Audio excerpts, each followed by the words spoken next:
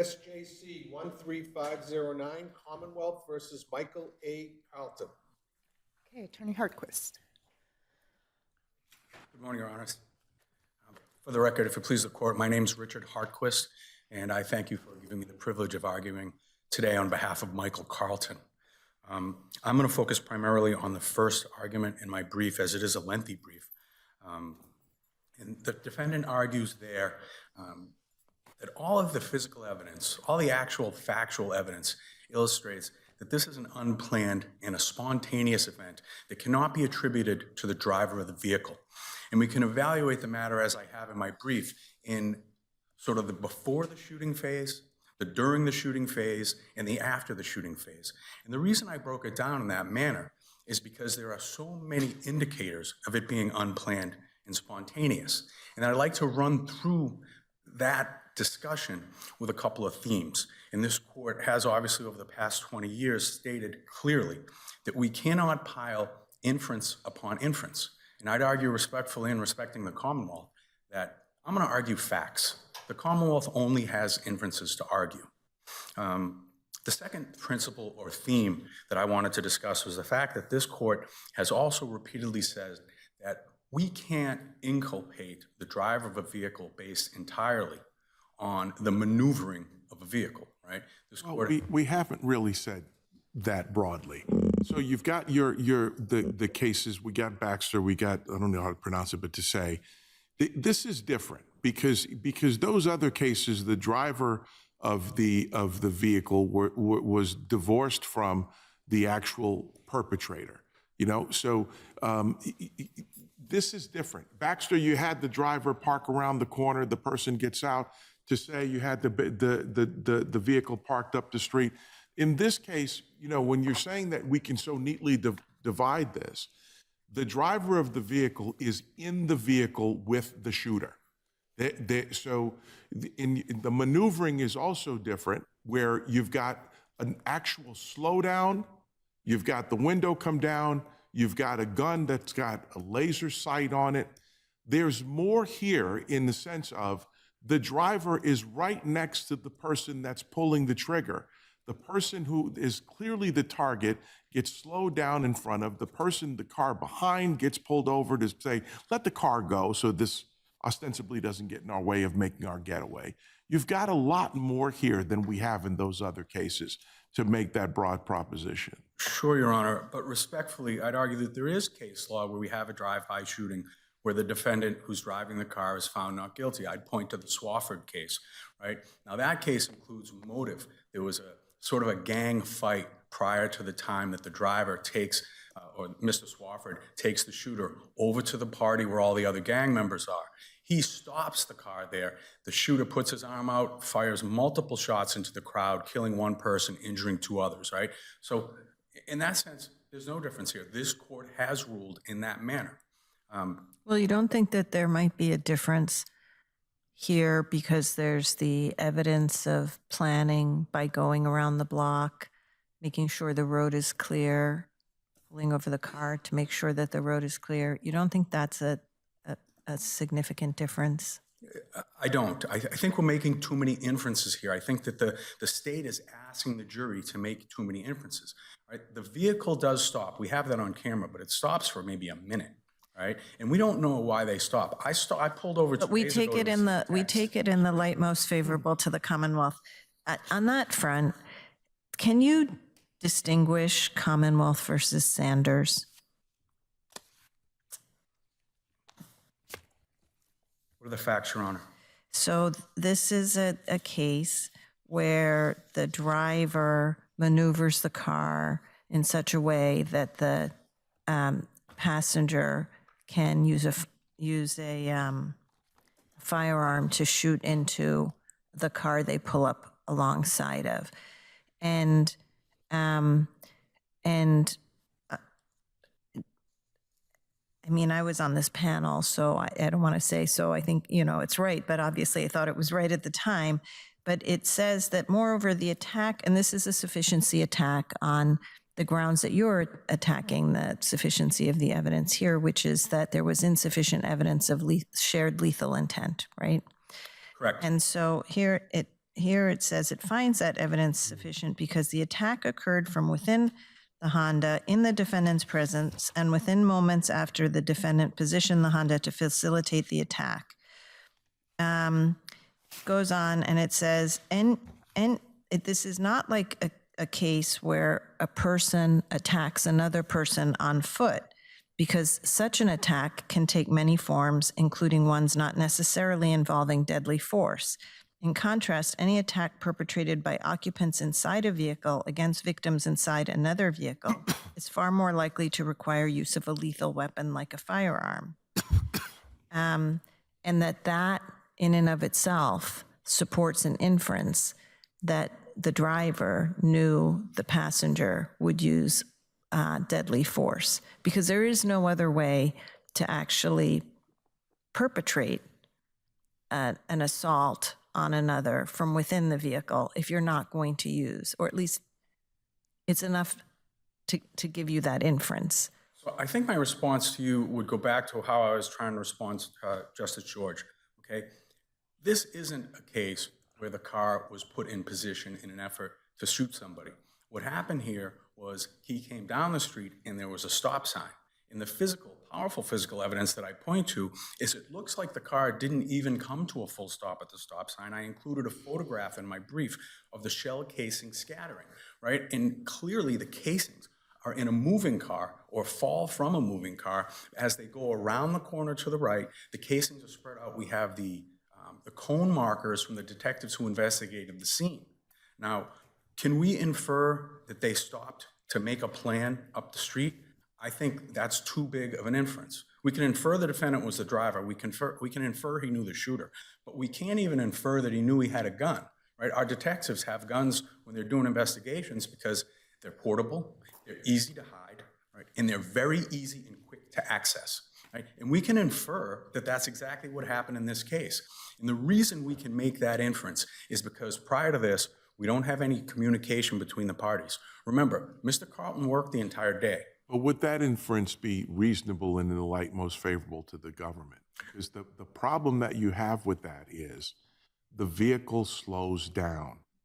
So you might have a better argument if the same rate of speed was taken all the way around. There's a stop sign. Well, but it was a stop sign, but you're asking it again the inference to your benefit. The point is, when you have a vehicle going at a certain rate of speed and then it slows down, and that happens to correspond with the window coming down and the person in the passenger seat putting out and shooting, isn't that different? Why isn't that different? Different from what? The difference in terms of sufficiency, that this driver is sharing the same lethal intent of the person sitting next to him who knows he has a gun, because I'm slowing down in order to give you a better opportunity to have the bullet find its mark. There's no evidence on the record that that's what happened. We don't know how fast they were going down Dacia Street. We can assume they were going. There was evidence at trial that the car slowed down as it passed the people on the corner, including the victim. Because there was a stop sign there. No, why that is your gloss. I'm just saying there was evidence in front of the jury that that's what happened, right? There was evidence in front of the jury that the car approached the stop sign, slowed, a shot was fired, and then the car kept going. Okay, that indicates that the driver didn't know what was going on. Well, let me just play devil's advocate a little bit here. There's nothing after the shooting from which taking the evidence in the light most favorable to the Commonwealth. The evidence after the moment of the shooting does not indicate that the defendant was at all surprised or alarmed by what had happened. He continues driving. He drives the car calmly, safely to a place that he parks the car near the co-defendant's house. He gets out. He doesn't look upset on the videos. He then goes to a picnic. I'd respectfully disagree. I don't think the video is even nearly clear enough to determine whether or not he's upset. The shooting. No, we're talking about inferences. We're talking about inferences. We're not talking about direct evidence. We're talking about circumstantial evidence. I want to talk about direct evidence because I think we're drawing too many inferences, okay? After the shooting occurs, where does he go? to the shooter's mother's house, which is a mile away. This doesn't look like a planned escape in a rental car. The defendant's driving his own vehicle. He brings it to right where the shooter would have told him to bring it. Now, we can infer that he didn't know the shooter had a gun, but once the shooter shot someone, we can infer that he's going to do whatever the shooter says from that point on. Okay? He's not, and he disassociated from himself from the shooter. Now, we have other cases where after the shooting occurs, the driver assists in getting rid of the weapon, getting rid of the clothing of the shooter to get rid of the gunshot residue, getting rid of the vehicle. He doesn't do any of this stuff at the end. He doesn't try to cover the crime. He tries to disassociate him from the person who was firing the gun.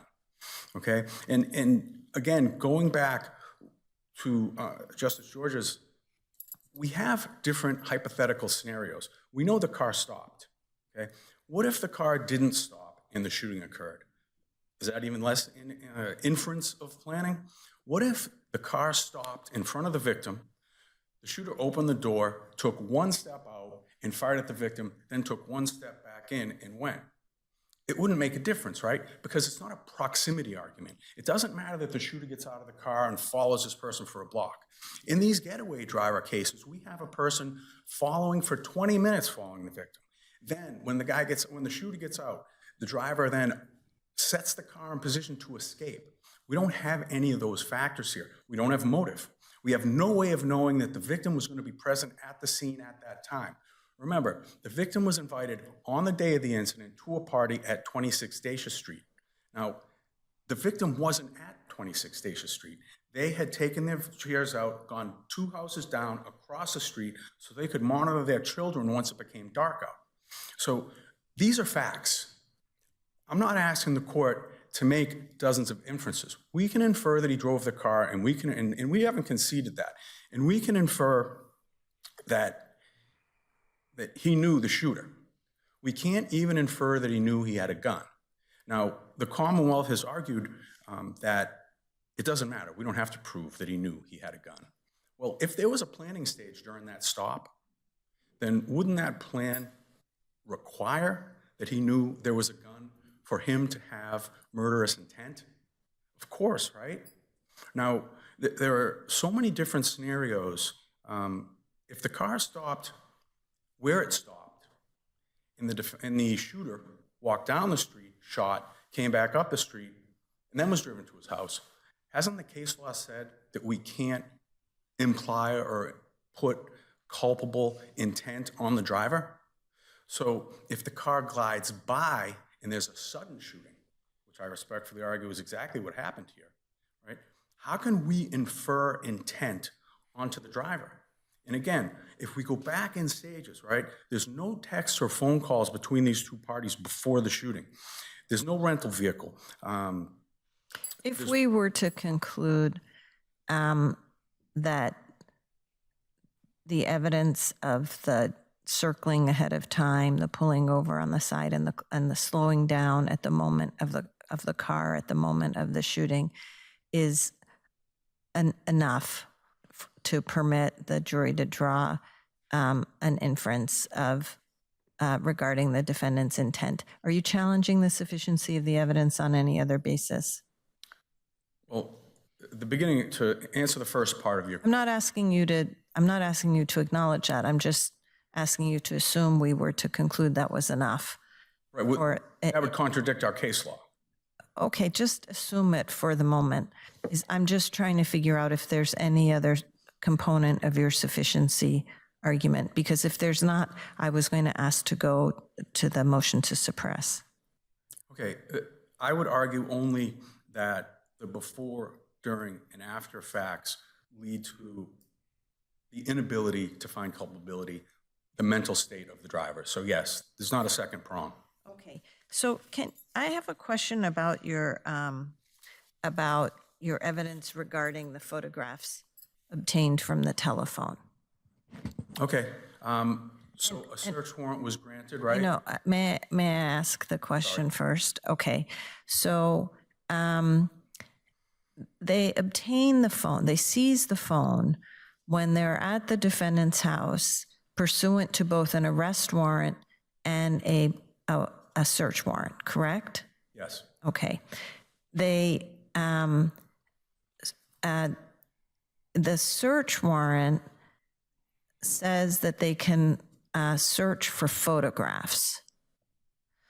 I take it that records and photographs. I take it that part of your argument, although I don't know that you explicitly say this, is that photographs, if you're permitted to search for photographs, that doesn't mean you can seize a cell phone.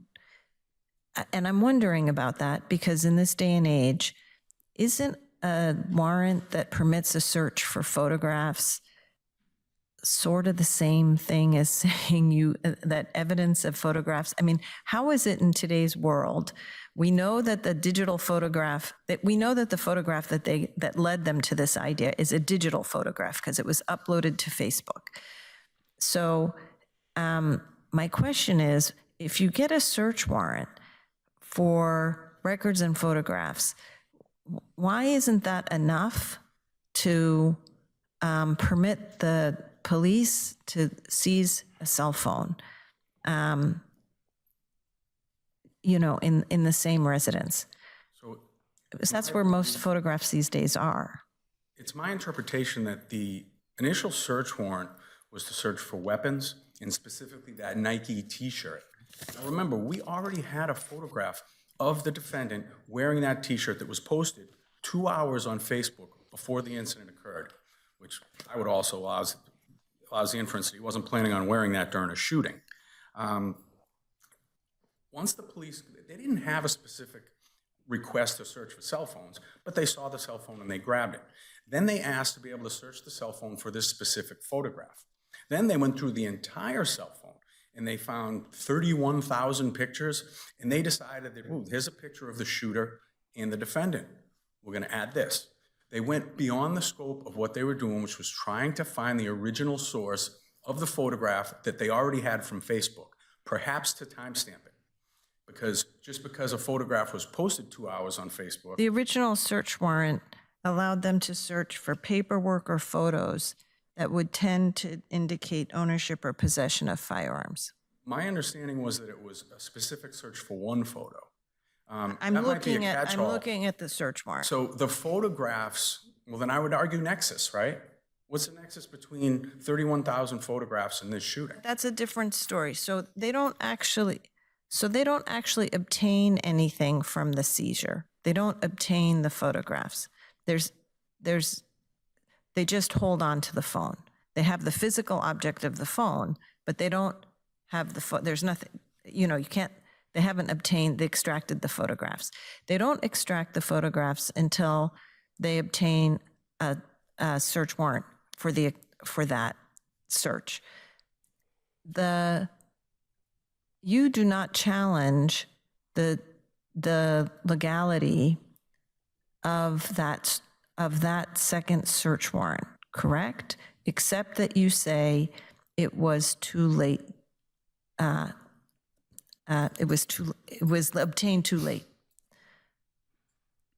Weeks expired, the second warrant was obtained, and then 9 months expired before the extraction was complete. Right. So the argument, and I limited myself to that argument because that was the argument made in the underlying motion, and so I have an objection, I have a standard of proof that is reversible error as opposed to gross miscarriage of justice. Well, I think what you did is you conceded that you weren't challenging the scope of the warrant, the search warrant. You were only challenging the amount of time it took to execute it. I think that's a fair characterization. Okay, so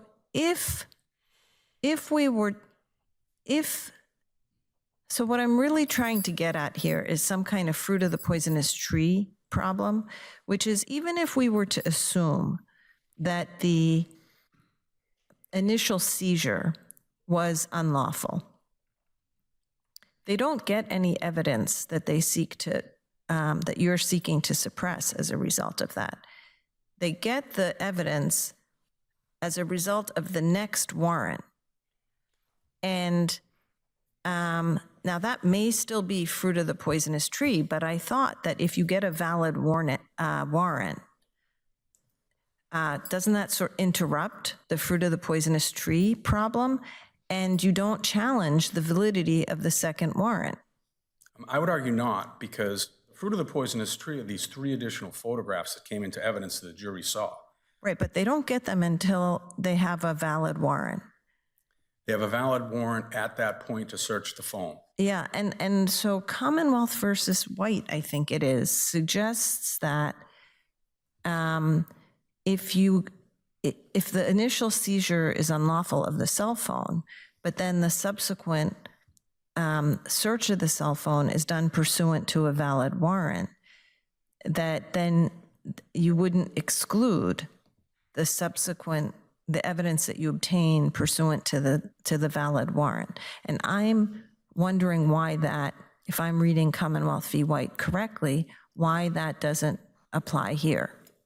Well, I do argue both nexus and particularity in this case, but the real gist of the argument is a 9-month delay before they produce anything, and then they finally produce pictures that go into evidence that were not part of what they were initially looking for. They were looking for a photo with a white Nike Air Max t-shirt. But isn't that 2 different arguments? So you're saying on the one hand, you got more than you were looking for, but you're also arguing this delay.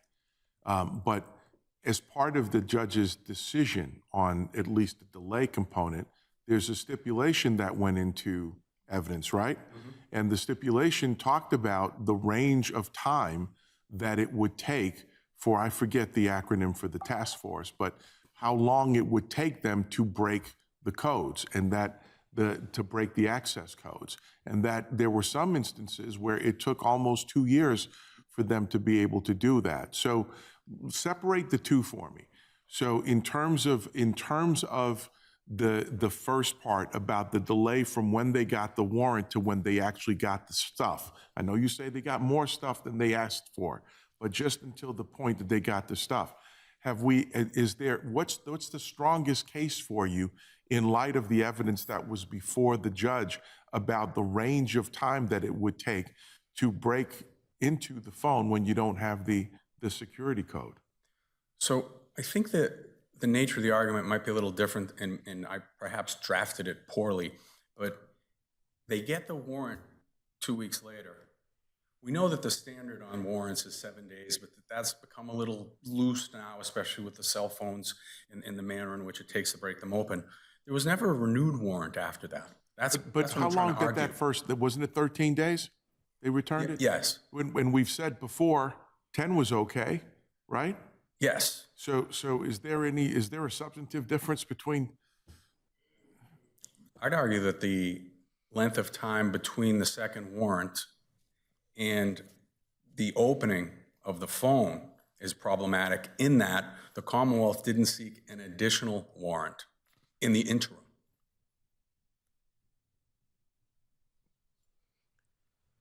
Okay. I'd rest on my brief. I know I'm over time. Thank you very much, Your Honors. Thank you.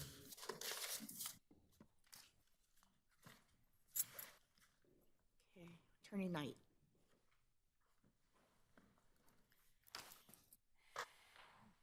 Good morning. May it please the court. Erin Knight on behalf of the Commonwealth. Along with me today is the trial prosecutor Craig Iannini. I would start where the court just left off with the motion to suppress and the warrants. My brother's argument that the Commonwealth should have sought a warrant in the interim during the duration of the execution has no basis in our case law that I know of. Here, he characterizes the delay between the execution, which was July 25th of that year, the day after the warrant was granted.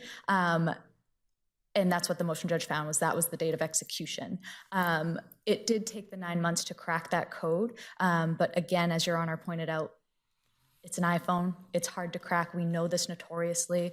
And so really what we're talking about isn't delay, it's duration. It's the duration of something that is out of pretty much anyone's control at that point, as there are hundreds of thousands of, I'm sure, combinations that had to be gone through by that extractor.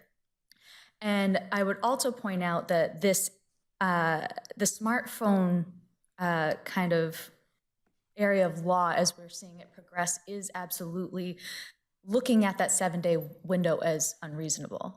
To my brother's other point regarding this, of the, I guess, prejudice that he alleges from that duration and the photos that were found, the second warrant, which was the one for the contents, did look for that, was specific to the photograph for that shirt that was to be found on that phone.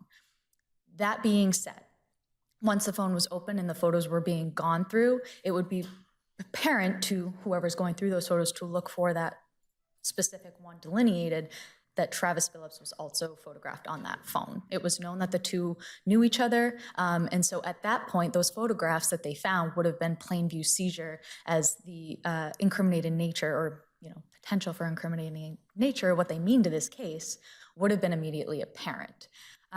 And the fact that the defendant tries to allege prejudice that these photos were given to him some 6 months before trial or after this duration of cracking the phone is really kind of a red herring, because it's his phone. He would be expected to know the photographs that are on his phone. How long before trial did the Commonwealth provide the photographs? I believe it was about 6 months. So that argument of prejudice, which he doesn't exactly allege a specific prejudice either, he just alleges that it was prejudicial. So Can we find that date in the record? I believe so. I know it's in my brief. I saw can that look. too. I don't know about in the record. Was it? Okay, I will submit a 16L because I don't know right off the top of my head. I'd have to look at the docket or our disclosures, but I will get that information for you. And then if I may just touch. Can we go back to the initial seizure?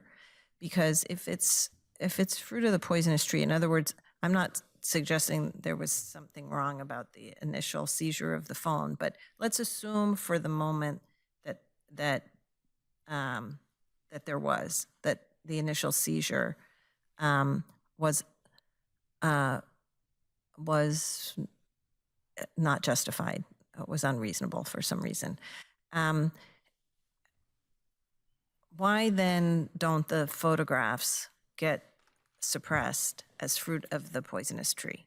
Because I think those two situations are very different. In terms of physical seizure of the cell phone, whether that was properly seized or not, given the factual nature of this case and the evidence they were looking for and the way they were trying to tie the identity of that Facebook photo and the Facebook name and the video of the driver with the shirt, that was information they were trying to glean from the defendant's phone. And so even if they had to then go and get a search warrant or to seize that phone at that time, I think it would have been appropriate and they would have had probable cause. Whether they already had it or not doesn't mean that we couldn't then effectuate a proper warrant to seize that phone.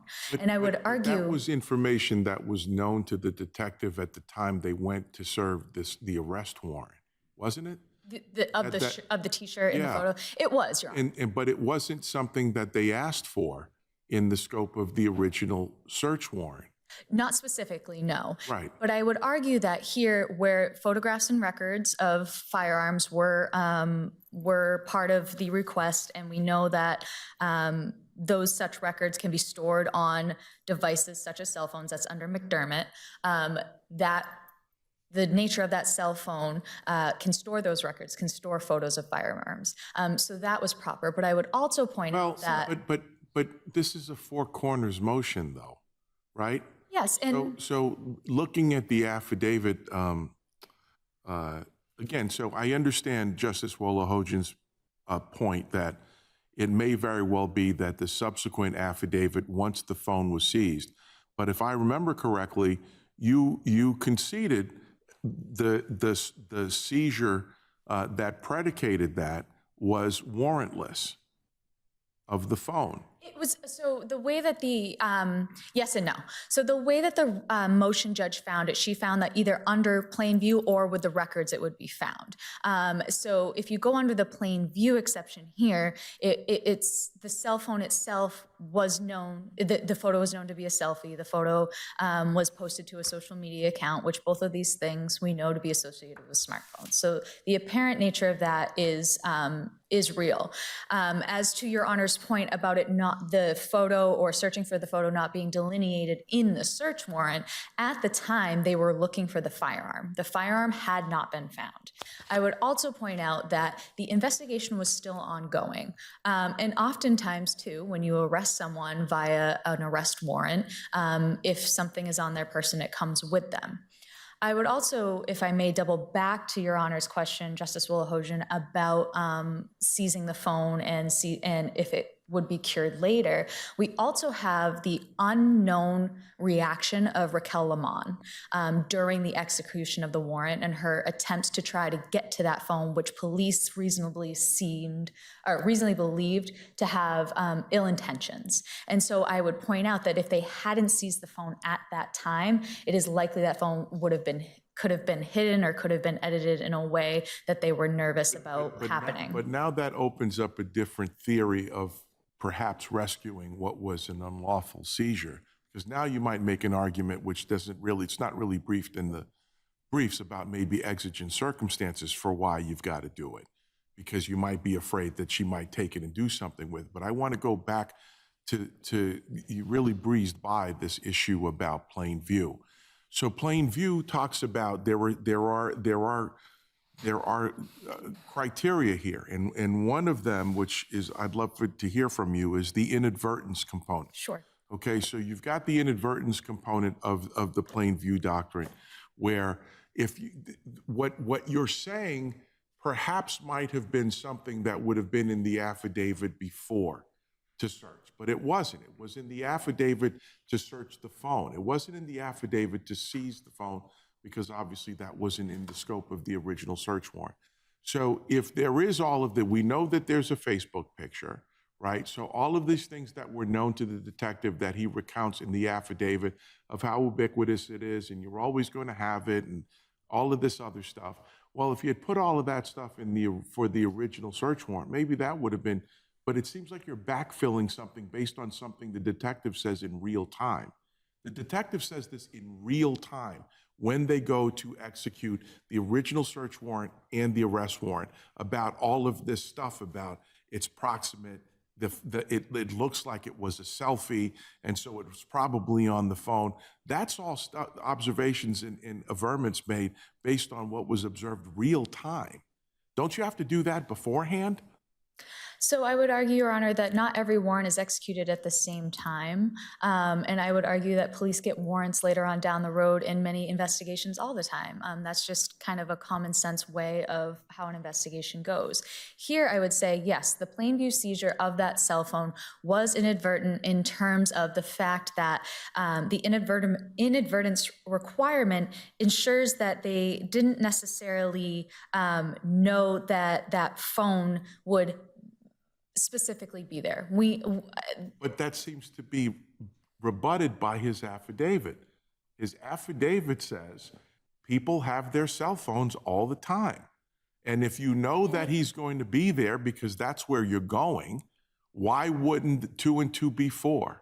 I would envision, Your Honor, that his affidavit in terms of searching the cell phone for the photograph is more in line towards, we believe this photograph is going to be on that phone because it's a selfie, because it was posted on social media, and because that's how people do those things these days. And more often than not, yes, they do have their cell phones on their person, and so it is more likely than not that the defendant took this photo with his cell phone.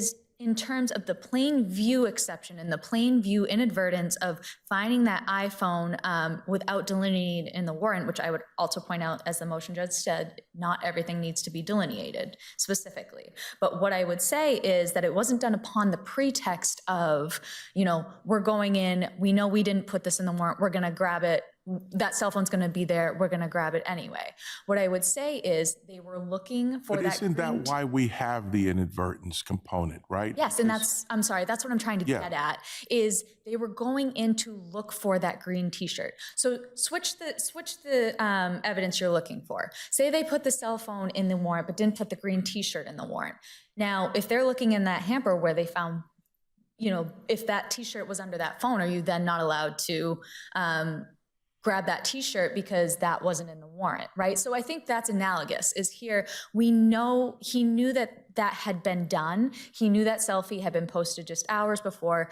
And so I think even though it wasn't delineated, we can't say that it was pretext, and that's the standard. And so here, the inadvertent discovery under Rule 14, or excuse me, Article 14, you know, it's coupled with the knowledge of that selfie, but also of the fact that they're looking for specific things. And here, if you just switch kind of that analysis, I think it's directly online. I think so. I'm still troubled though, because you admit it was warrantless when it was seized. The particularity component of that picture, back to Justice Wolahojan's point to your brother, that was uploaded by Facebook, and they knew that before they served the arrest warrant and went into the garage. That is correct. Okay, so all of that stuff that he then goes on to say, we know this about phones, we know this about the ability to take pictures, all of that was known. So it seems to be curious to me why it was left out of the original search warrant that you also want to seize any phones. And I understand that, Your Honor, but I would still point to the fact that at the time, the firearm was still missing. They were executing an arrest warrant for somebody they thought had reasonable, probable cause at this point to believe had just committed this murder. They were going in, they had actually contacted Miss Lamont to go in as her children were there. They were going in, they were trying to go in respectfully. They were trying to get this done without causing too much panic on behalf of the entire family. And I understand that the cell phone not being exactly delineated is one thing, but I also don't believe anything in the Commonwealth's brief would negate the fact that this was also still a search incident to arrest, and the fact that, you know, the records and photographs of a firearm could in fact be found on that cell phone. So whether or not the Commonwealth goes with the motion judge's determination that it was plain view, or goes with the determination that records and photographs can be found on that phone, either way, the seizure was proper. Okay, so, have we, and what is the case for the proposition that a warrant that authorizes a search for records and photographs gets you seizure of a cell phone? Commonwealth versus McDermott talks about how the word records allows for seizures of devices in which those records may be stored. That was not a cell phone though, right? It talks about... I think it was a computer. So yes, but at the same time, a cell phone is akin to a computer these days. A smartphone is, I should say. Let's be specific. A smartphone is akin to a computer. And I would also point to Judge Roach's decision. She goes into kind of the weeds of that, and I would point the court to that decision for her analysis on that. But I didn't see that she cited any cases. I mean, I saw that she did the analysis. I didn't. I guess, would this be the first case where we would say that a warrant that says go in to look for records and photographs of X, in this case a firearm, encompasses seizing a cell phone? I'm not sure off the top of my head, Your Honor, and I don't want to report that I do. Because I would state, though, that I think coupled with McDermott and coupled with Judge Roach's analysis that, and our just general knowledge of cell phones these days, I think that it's reasonable, if there isn't a case out there, which again, I'm already submitting a 16L, I'm happy to look, but I would say this is akin to the same, and that this case absolutely would be one that this court could find that. If I may, with my remaining time, just double back to my brother's first argument regarding the lethal intent here. This is not Baxter, this is not Baez, this is not Say. Those are in a box all by themselves. What we have here is inexplicably intertwined drive-by shooter. We do not have a getaway driver. We have a drive-by shooter. And the videos, I encourage this court, I've submitted them to watch them. Watch what happens. This is very different. The crux of the Baxter and Baez line of cases is the fact that the shooter gets out, and therefore, as Your Honor pointed out, there's a divorce from the two parties and the actor. However, In this case, yes, we have maneuvering, and yes, we rely on maneuvering a lot, but this court has not found that maneuvering isn't a factor.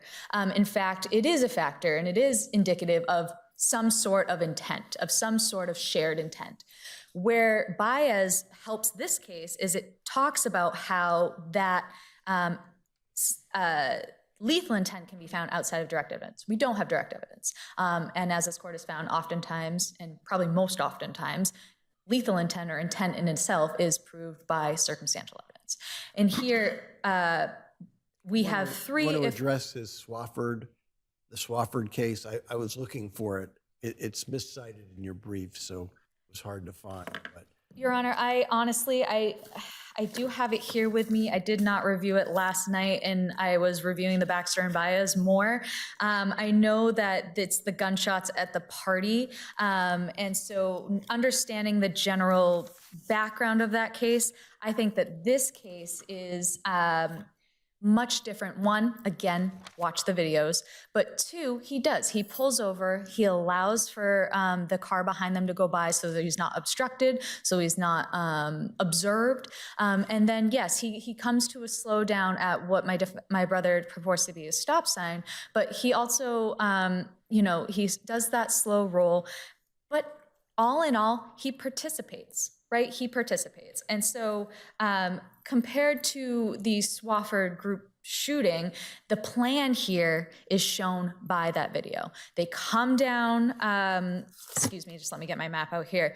They come down Brookford, see the defendant sitting on the corner, then go up Dacia, go down Dewey, go back up Blue Hill, making a square, and then back down Brookford, pull over to allow the vehicle behind them to pass, and then slowly come up upon the victim and his wife sitting on the corner, where the shooter then lowers the window, no words are exchanged, and fires with a laser-sighted gun.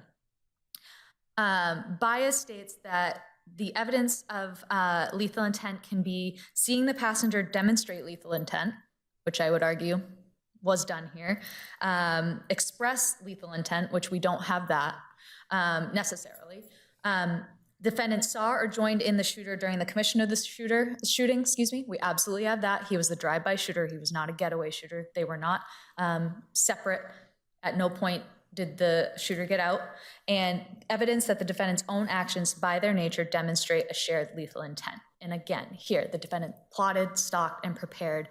And I would argue that this is much like Watson. This is much like Sanders, as I submitted in my 16L. In fact, I would state that Sanders probably is almost directly and almost spot on with this case. The defendant maneuvered the car in such a way that the shooter could execute this murder from inside that vehicle. There was... In the last element, is that where is the last element of indicia of shared intent, is that where we can look into the things that Justice Wolahojian talked about in the aftermath of this? Absolutely, Your Honor. And there are cases, and I'm sorry, I'm blanking on the one I was going to use this morning, but where you can look at a defendant's flight after the fact in a joint venture as supporting their participation.